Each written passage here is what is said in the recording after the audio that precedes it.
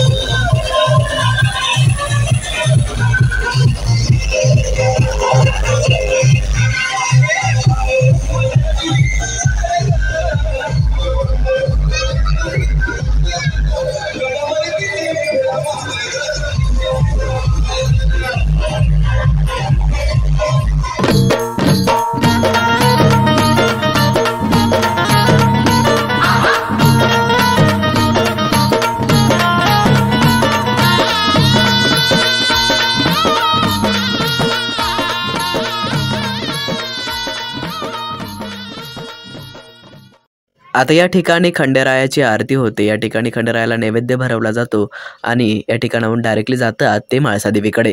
म्हाळसादेवीकडेही त्याचप्रमाणे की देवीला नैवेद्य दिला जातो आणि आरती घेतली जाते.